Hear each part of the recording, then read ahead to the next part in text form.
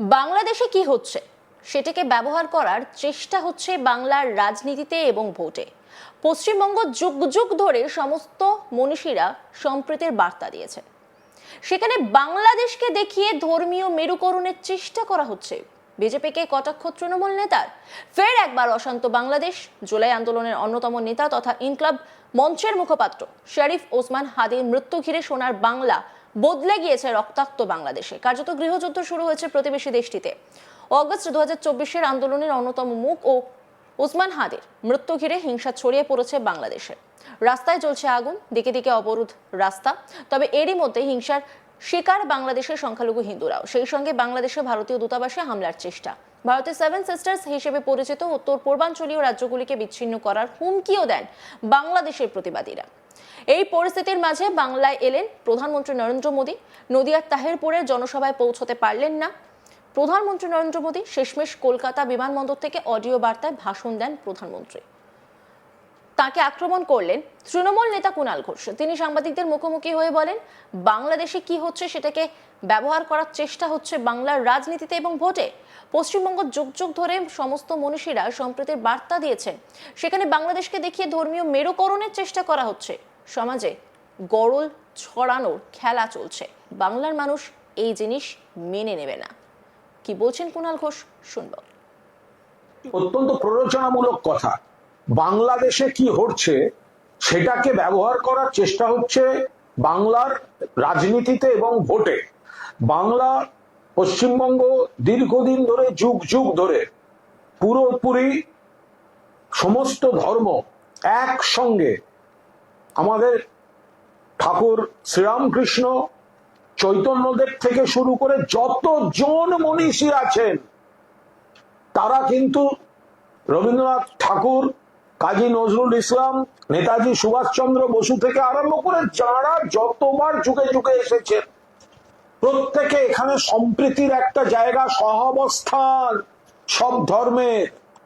সেখানে বাংলাদেশকে দেখি এখানে ধর্মীয় মেরুকরণের চেষ্টা, এই প্ররোচনা, সমাজে বিষ ছড়ানোর খেলা।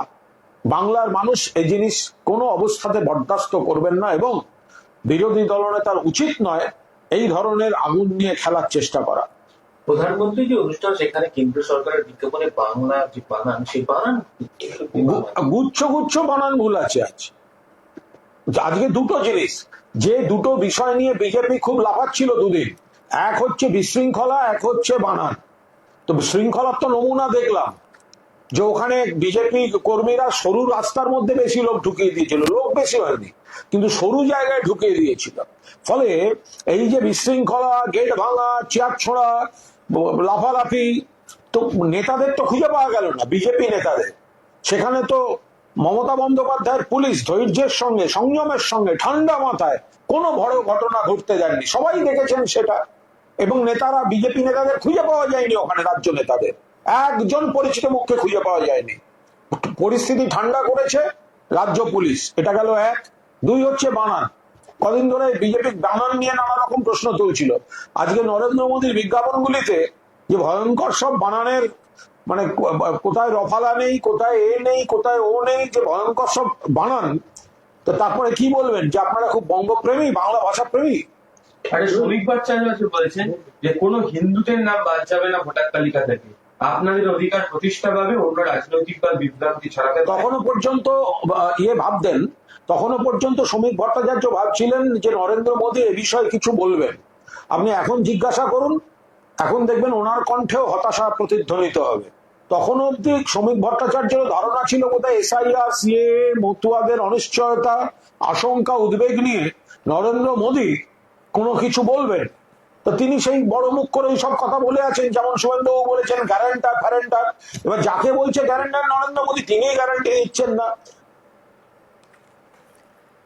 একই সঙ্গে তিনি বলেন, পশ্চিমবঙ্গে সিপিএম এর সময় জঙ্গল রাজ চলতো, দেশে বিজেপির অপশাসনে জঙ্গল রাজ চলছে। সেখানে পশ্চিমবঙ্গে হচ্ছে স্বর্গোদ্যান।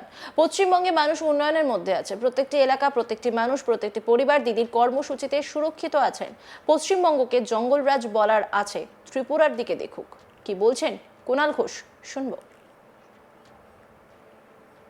পশ্চিমবঙ্গে সিপিএম এর জমানায় জঙ্গল রাজ চলতো, দেশে বিজেপির অপশাসনের জঙ্গল রাজ চলছে, সেখানে পশ্চিমবঙ্গ হচ্ছে স্বর্গোদ্যান। ঠিক আছে, স্বর্গোদ্যান পশ্চিমবঙ্গ। সেখানে পশ্চিমবঙ্গে মানুষ অত্যন্ত উন্নয়নের মধ্যে আছেন। প্রত্যেকটি এলাকা, প্রত্যেকটি মানুষ, প্রত্যেকটি পরিবার, প্রত্যেকটি পেশা, তারা দিদির সামাজিক কর্মসূচিতে সুরক্ষিত রয়েছেন। ফলে পশ্চিমবঙ্গকে জঙ্গলরাজ বলার আগে ত্রিপুরার দিকে তাকান, পশ্চিমবঙ্গকে জঙ্গলরাজ বলার আগে গুজরাটে পরের পর সেতু ভেঙে পড়ছে দেখুন, পশ্চিমবঙ্গকে জঙ্গলরাজ বলার আগে উত্তরপ্রদেশে কুম্ভ মেলায় পদপিষ্টের মৃত্যু মিছিল দেখুন। আমাদের বাংলার দিকে আঙুল তোলার আগে মনে রাখুন যে আপনার সরকারের দফতরগুলি উন্নয়নের ক্ষেত্রে সার্টিফিকেট দিয়েছে পশ্চিমবঙ্গই সেরা বলে।